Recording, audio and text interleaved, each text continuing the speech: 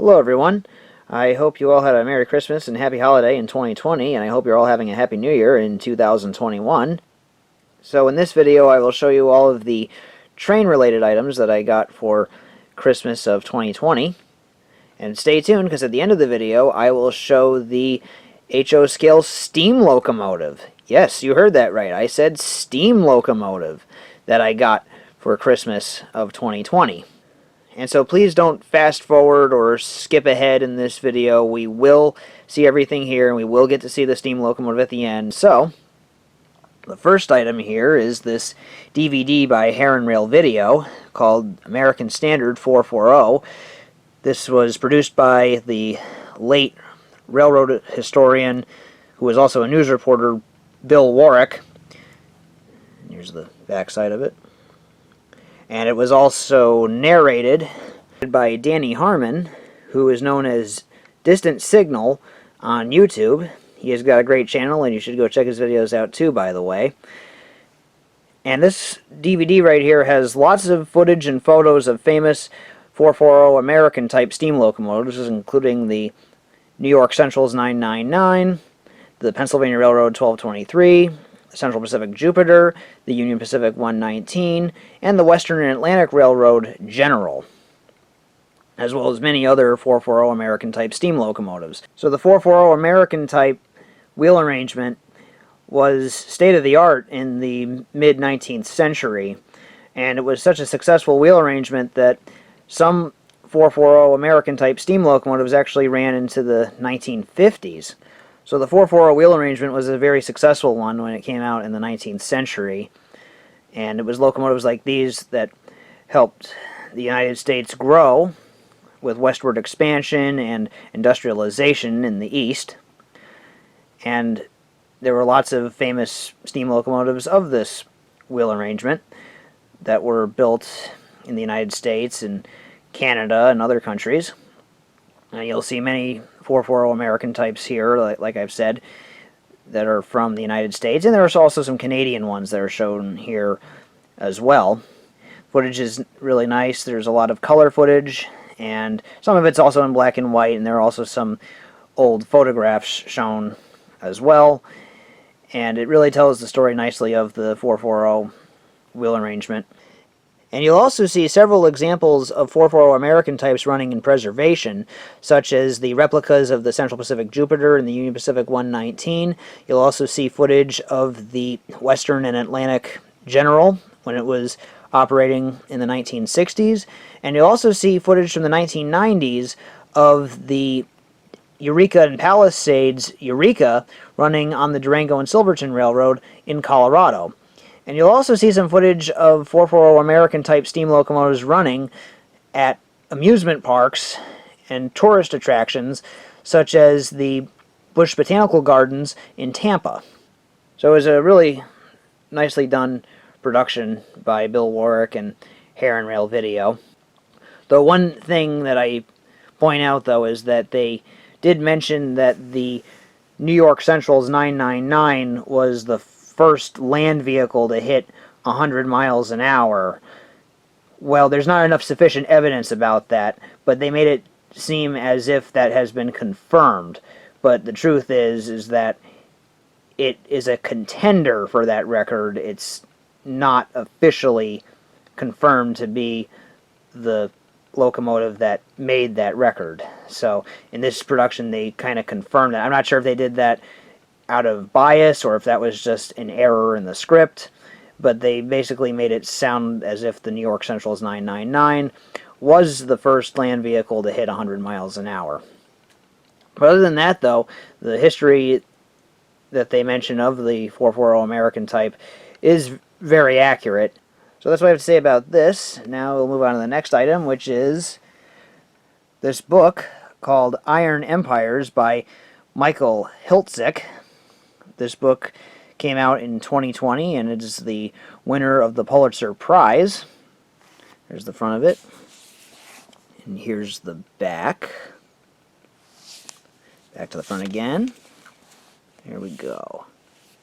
So this book right here is about the tycoonists during the first 100 years or so of American railroading who helped to expand the rail industry across the nation, making it very powerful. So it talks a lot about Cornelius Vanderbilt, Edward Harriman, James J. Hill, Jay Gould, J.P. Morgan, and several other tycoonists who made a fortune in the rail industry and helped with the expansion of railroading across the United States. So not only does it tell you what happened, it also has some elements of a journal or diary in it. And it allows you as the reader to determine if these tycoons were doing things properly and ethically, or if they were doing it to be greedy scoundrels. It kind of gives you that ability right there to judge for yourself on that. And just to let you know, this is a book about railroading. So it doesn't really have any information about locomotives and trains specifically. This is taken from the point of view about topics such as finance, management, and also even politics. So you're going to see a lot of that in this book. So this is not really the kind of book that is a rail fan kind of book, I guess. This is more of a history book that talks about railroading from a managerial, financial, and political point of view during the first 100 years of American railroading. And there are also some photographs and drawings of the tycoons who are mentioned in this book, and there are also maps and a few other photographs as well. It's a very good read, a real page-turner for sure. And I would also recommend it for high school and college students who are taking any courses in American history, because this book really tells you not just the history, but also the ideas and intentions of the tycoons who helped build the American rail system. But I wouldn't really recommend it to those who are younger than high school age to read this because of, well, for one thing, the reading level, and secondly, it might be a little graphic at times. But still a very nice book, though. Alright, so now we'll move on to the next item, which is, this is a popcorn tin, and it has a 440 American type steam locomotive on it. It's actually cut off right here, so you don't see the front of it entirely. And it apparently has 3 tenders. I guess that might have been a artist error or something. But still, very nicely done, very realistic looking, except for the 3 tenders, of course, but the artwork is still very realistic looking. You can see the shine on the brass work right there. Looks really nice. And so it has 3 flavors of popcorn in it: butter, cheese, and caramel. And the butter is my favorite, the cheese is my second favorite, and the caramel is my least favorite at this time. And you can just see it right here again. Alright, so now we'll move on to the next items that I got for Christmas of 2020. Over here, this is a Minneapolis and St. Louis EMD GP9. This is based on the Lionel model that they made in the post-war years, the number 2348. Lionel made several GP9, GP7 type diesel locomotives in the post-war years, and the Minneapolis and St. Louis Railroad was one of those railroads that they made for this class of locomotive. Hallmark did a really nice job on this ornament, making it look like the actual O-gauge model itself. Looks very accurate. And I also got the Hallmark ornament of the 6560 Lionel crane. This was the 8-wheeled crane that Lionel made in the post-war years. They also made a 12-wheeled crane, but this is an ornament of the 8-wheeled version. And I also got the crane work caboose. This was also from the post-war era, number 6119. And you'll notice that it has 2 road names on it. It says Lionel and Lackawanna. I don't know why Lionel did it this way. My guess is that they probably just took a regular Lionel flat car and then just tooled it up with the cabin and the deck, and then they just gave it the road name of Lackawanna for some reason, the DL&W. Not sure why they did it, but that's just my theory. And it's still a very nice and accurate ornament model of the O-gauge model, just like with the crane and the GP9. Hallmark did a nice job on that, and very pleased that I have these in my ornament collection of Lionel Hallmark ornaments.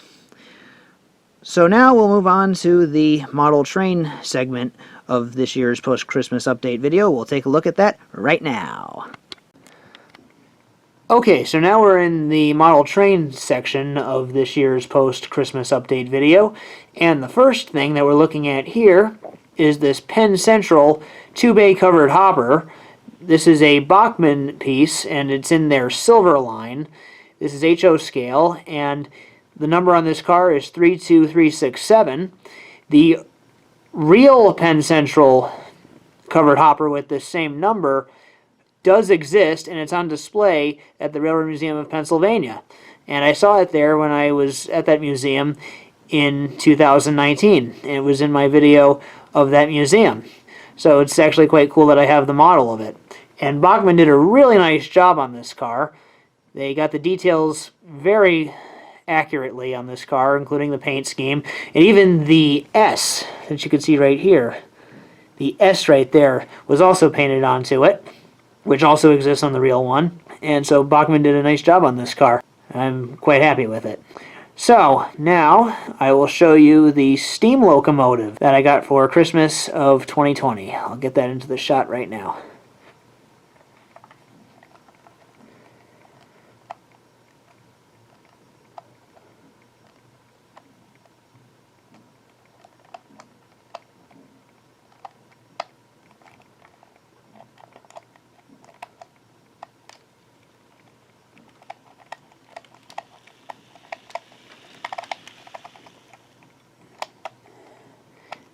And there it is. It's Nickel Plate Road 765. This is an MTH model, and I already have one of these locomotives in my collection, but the one that I had previously, which I still have, is the non-Mars Light equipped version, and that was the version that was made in 2010 or so.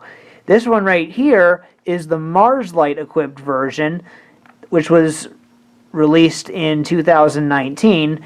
MTH made both the Mars Light equipped and non-Mars Light equipped versions in both of the years in which they made this locomotive, but this is the Mars Light equipped version of the Nickel Plate Road 765. This locomotive has some improvements over the older models of its class, where it has white wall tires, which is appropriate for 765 in its preservation form. It also has an improved wireless tether, and it also has a smoking whistle. That's a new feature on this locomotive. Unfortunately, though, my TIU is out of date, so I won't be able to get the smoking whistle feature to work in this video, but maybe in a later video I'll show it. I'm not making any promises about that. But this locomotive is great. It has the ProSound 3.0 package. It has a working Mars Light, unlike the older model of 765 that I have. It has a real coal load, complete ProSound 3.0 package with the sounds of the whistle, bell, chuffing sounds, cab chatter, and many more sounds that have been added to this locomotive. And the chuffing sounds, I think, are a bit improved over the older model. It still has the same whistle sound. However, unfortunately, MTH still has the wrong bell sound on this locomotive. The bell sound on this locomotive is from the Père Marquette 1225, and the difference between the Père Marquette Berkshires and the Nickel Plate Road Berkshires is that the Nickel Plate Road Berkshires have the stationary bells, where the Père Marquette Berkshires have the swinging bells. So it's not really the same sound in the real world between the two of them. They have different bell sounds where the cadence of the bell on the real nickel plate road Berkshires sounds faster. And this one here has the swinging bell sound, and you'll get to hear that in a moment. You'll know what I mean by that. And also, one thing that MTH still hasn't improved on this locomotive is the tender trucks. You can see the tender trucks right here.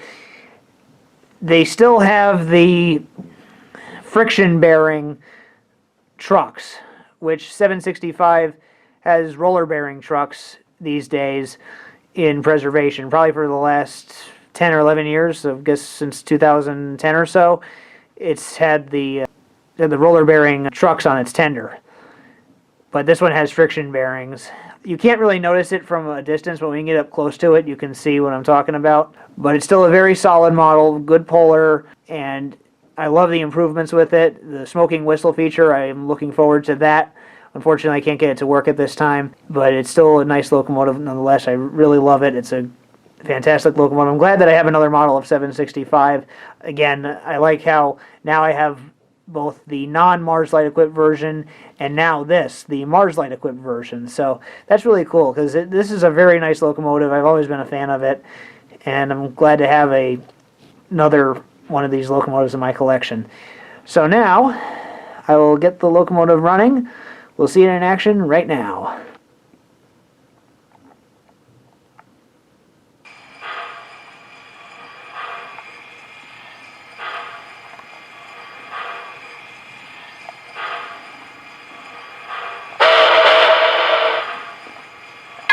Water level looks good.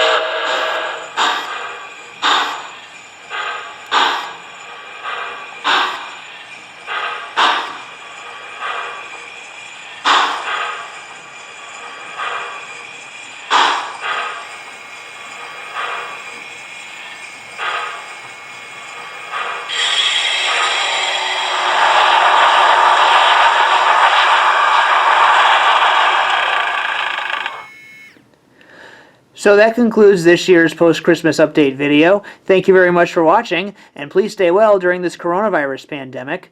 And stay tuned for more videos that I will be uploading onto my channel. So thank you very much for watching, take care,